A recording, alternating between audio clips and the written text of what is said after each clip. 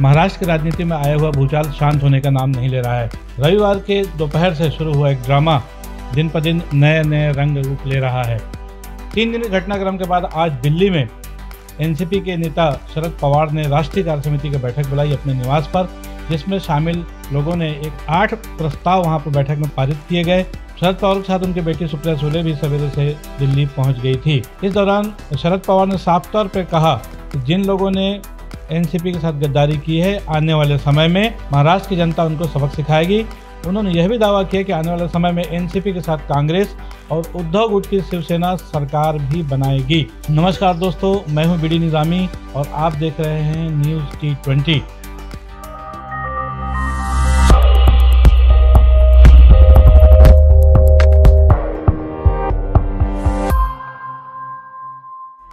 जैसा कि आप सभी को मालूम है कि रविवार को एनसीपी के अजित पवार ने महाराष्ट्र के उप मुख्यमंत्री पद की शपथ ली थी।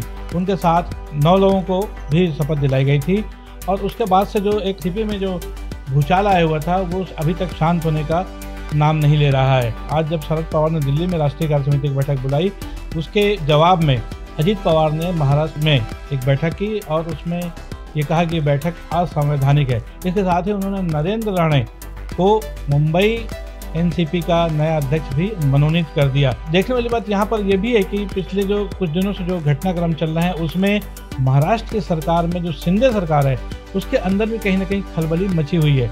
शिंदे गुट के विधायकों को जो शिवसेना के हैं उनको कहीं ना कहीं अब ये लग रहा है कि शायद आने वाले समय में हमारे हितों का संवर्धन नहीं हो पाएगा। वजह साफ है, अजित पवार को जब से महाराष्ट्र का नया उप मुख्यमंत्री बनाया गया है और उन्होंने जिस तरह से वित्त और सिंचाई जैसे महत्वपूर्ण विभागों की डिमांड कर दी है, तब से कहीं ना कहीं शिंदे गुट के विधायक जो है उनके अंदर बेचैनी सी बढ़ गई है। हालांकि महाराष्ट्र के मुख्यमंत्री एकनाथ शिंदे ने साफ तौर पर कहा है कि आज उनके पास 200 से ज़्यादा विधायकों का समर्थन प्राप्त है और उनकी सरकार बहुमत में भी है और बहुत मजबूती के साथ भी है। लेकिन अजित पवार का महाराष्ट्र सरकार में शामिल होना यह वास्तव में शिवसेना जो शिंदे गुट का है उसके हिसाब से क्या वो सही है, क्या वो अपने आप को सुरक्षित महसूस करेंगे? एक बड़ा सवाल जो राजनीति के जानकारों के दिलो दिमाग पर छाया हुआ है।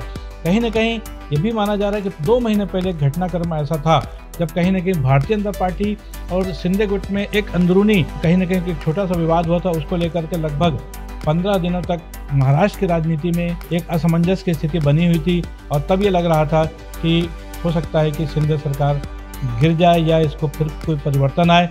और उसी समय से कहीं ना कहीं एक जो गठजोड़ था अजित पवार की जो एनसीपी से तोड़ करके जोड़ने का ये जो घटनाक्रम उसकी शुरुआत शायद तभी हुई थी और इसका अंदाज़ा कहीं ना कहीं शिंदे गुट के विधायकों को भी था।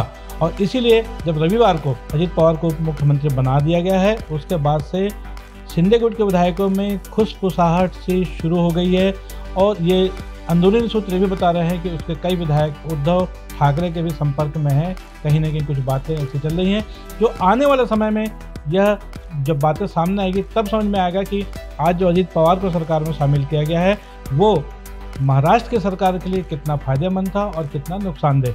बहरहाल एनसीपी के साथ ही पूरे महाराष्ट्र में जो सरकार चल रही है जो कि फिर महायुति सरकार जिसको कहा गया, जिसमें भारतीय जनता पार्टी के साथ साथ एनसीपी और शिंदे गुट के शिवसेना भी शामिल है, तो ये जो अब जो समीकरण बना हुआ है अब देखा जाए तो ये 2 गुटों में साफ साफ बन गई है।